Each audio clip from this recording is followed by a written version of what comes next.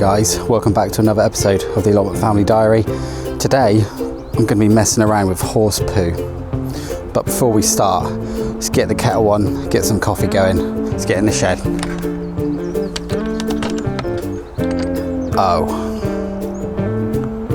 put the bags in the wrong place. Should have put them over there.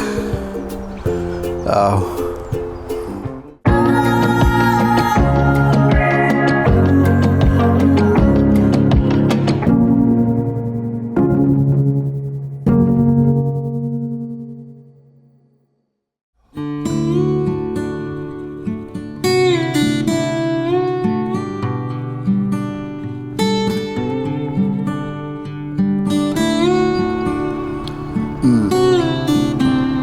That is a good coffee. That is lush. Now you guys know me, I love my coffee, and it's best to start a day at the plot with a nice strong cup of joe. So it's Wednesday morning. I've just paid a little visit to our trading shed and purchased 6 big bags of horse manure compost. As you guys probably know, pumpkins and indeed squashes absolutely adore poo. Lots of poo. They really like horse manure. Now, we're not averse to growing pumpkins. As you guys know, we did grow some rather large specimens this year. And what I'm going to be doing today is prepping the ground ready for our warty goblin and zombie pumpkins that we are going to be growing in a patch next year. You probably saw me dig over the patch in the last video. So in this one, we're going to be chucking in the horse manure compost. Speaking of pumpkins, I don't think I actually showed you guys the carvings that we did on the giant 100-weight ones we grew. So take a look at this. They were both carved by hand. She did a traditional pumpkin and a bit more of an artsy one as well. Fantastic. And you know what? We're still eating pumpkin now. We've had pumpkin soups, pumpkin pie.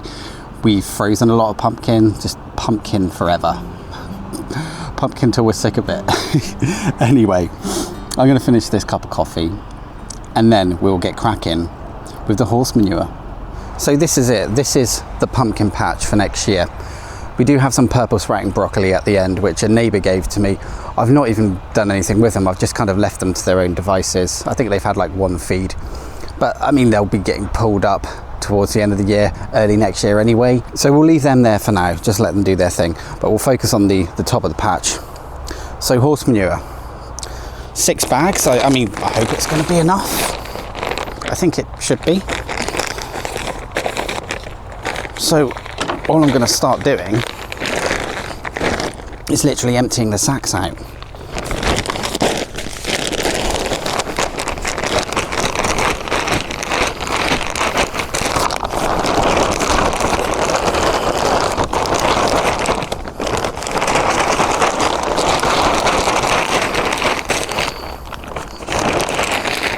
That took longer than expected.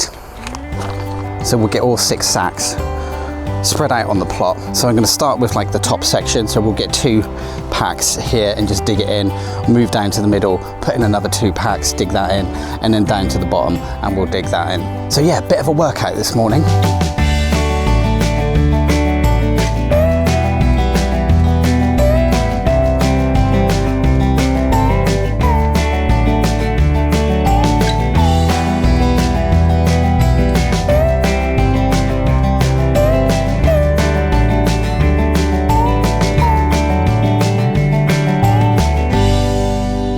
Well, that's that done. I mean, it doesn't really look any different, to be honest, save for the soil being a slightly darker shade of brown.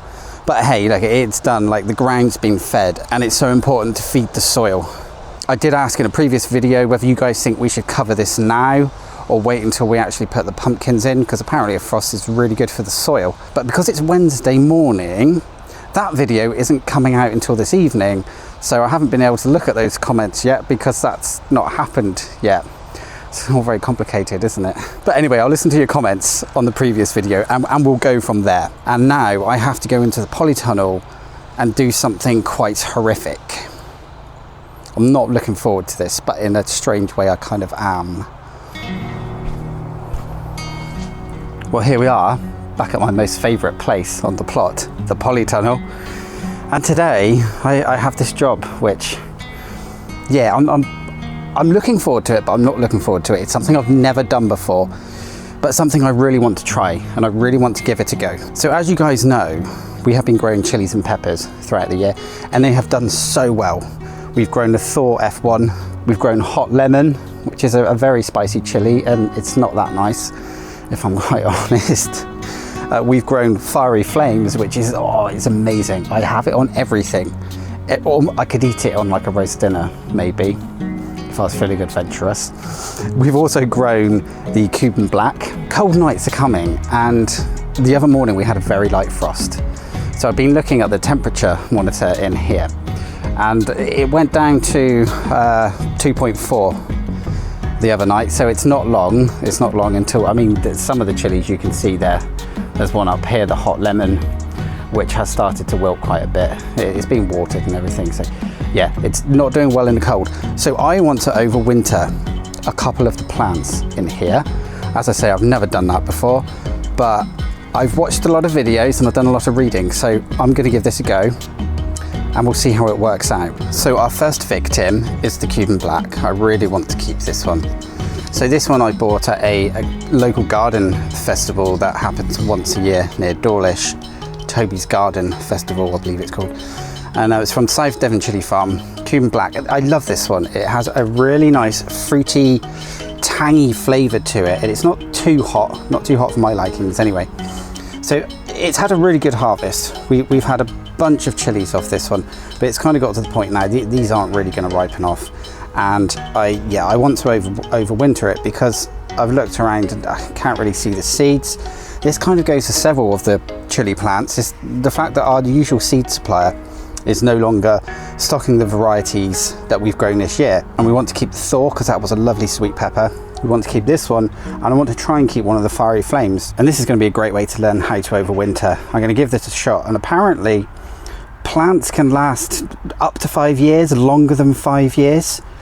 They are perennial, so they'll keep going, but like I say, it's just going to get too cold for them very soon. So let's save it now, pot it up, and then take it home and keep it in a nice warm house ready to be planted in here again next year.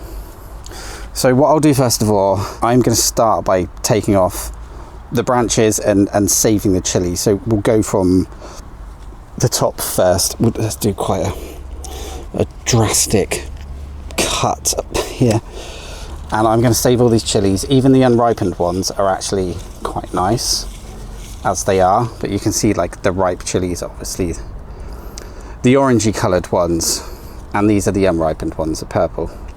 So let's get snipping. Right, so this has been trimmed down. From what I've seen, this is the best way to keep it. So when we start getting new growth next year, as the weather starts warming up, I mean, we're going to have a jump start with this plant, so it's going to start producing chilies quicker than one that we would start from seed, and we should see growth hopefully coming up from the nodules. As stated in the video thumbnail, this does feel very wrong doing this, so there is a chance it will not work.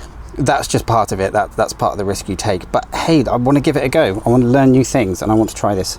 So next I need to dig around here and pull up the plant and try and save as many roots as I can. So I'm going to be quite careful. Like I say, it's the first time I've done this before, and well, yeah, we'll just see how it goes. Right, so I've dug around the roots. Now, I did not water this plant for just over a week in anticipation of doing this, so hopefully that will make the soil looser around the root system. So the next thing we need to try and do is get this one up and basically like just get as much soil away from the roots as we can without hopefully wrecking them. So yeah, I'm just going to give this a very, very careful shake to get rid of all the soil around the roots here. So using lovely clean fresh water from home, from the tap, not from the water troughs or anywhere up here where it could be stagnant, I've given the roots a real thorough washing to get rid of all the mud. And now what we have to do is spray them. I'm going to use a fungicide and a bug spray, one you can just buy from a shop. People online in videos that I've seen recommend using neem oil. but that's apparently illegal in the UK. It's like quite a strong pesticide. It can have various detrimental health effects on you, but yeah, it's illegal in the UK. So I'm going to have to use the next best thing, basically, which is like a shop bought stuff. I expect some of you guys in the comments will say, well, you should have used this or that. If you have got any tips on great ones that you use in the UK, let me know. But I'm going to do this with the fungus spray and the bug spray outside of the polytunnel, so I don't breathe it all in. So just give this a really good spray in.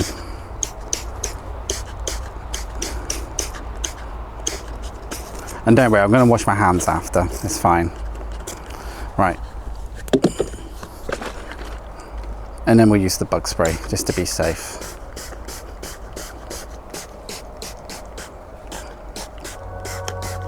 Back at the potting table, it's so nice to actually use the potting table for its intended purpose once again. So let's get potting. So I've got this pot.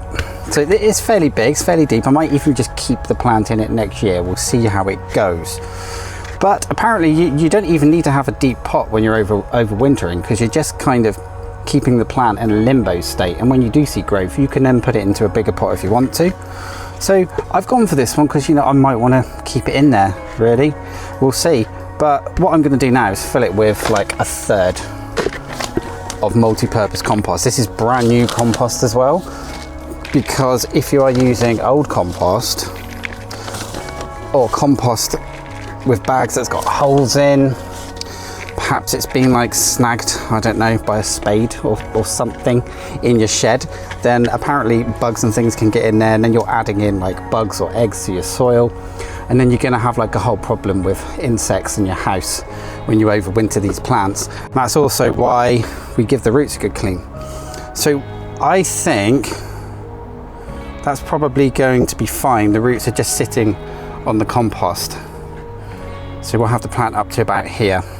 So you can trim the roots if you need to fit it into the pot. It's not going to hurt the plant, but I think we've got enough there. So all we need to do now is just keep adding compost until the plant sits nicely in its winter holiday house.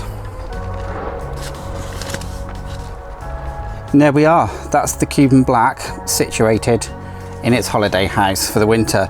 So what I will do is I would take this home and give it a water with fresh clean water, just to make sure there's no air pockets in the soil. I'm not going to do that here because I've got to carry like 4 of these. I'm going to do a few more in a minute. I've got to carry these to the car and then get them home. So I don't want to be carrying extra weight with the water. So obviously remember to put a label in your plant so you know which one it is as well. I'm really bad for doing that. I tried to be good about it this year, and next year I'm going to be on the ball with it 100%. So that's it. You are coming home with me.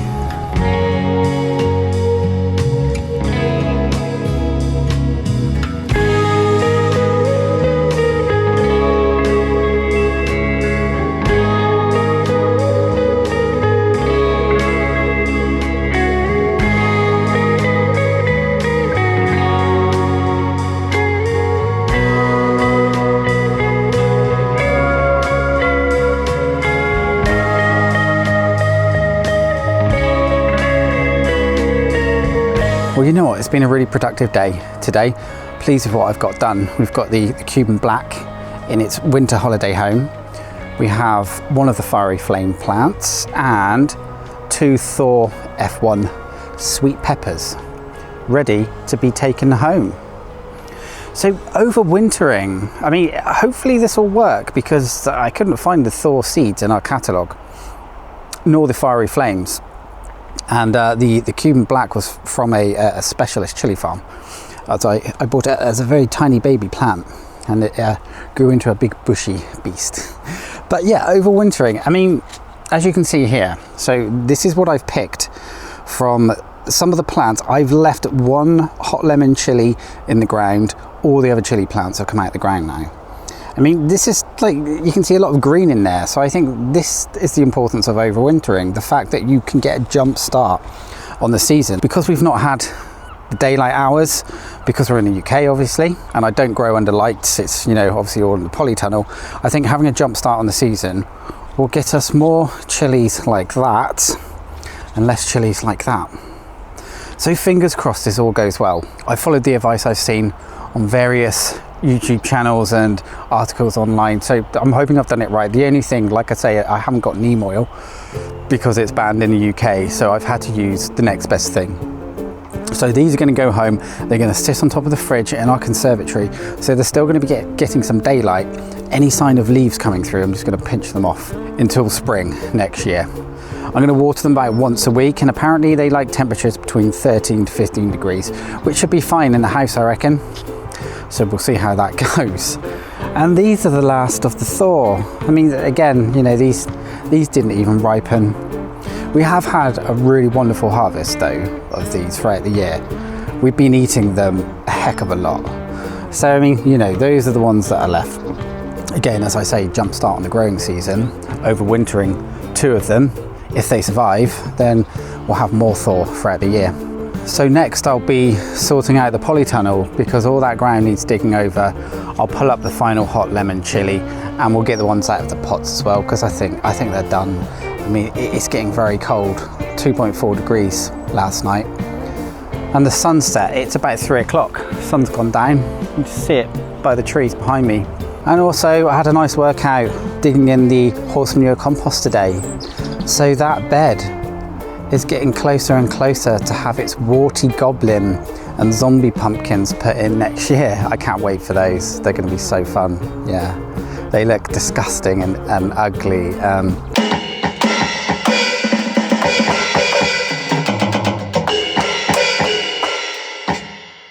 Whoa, be careful, boy!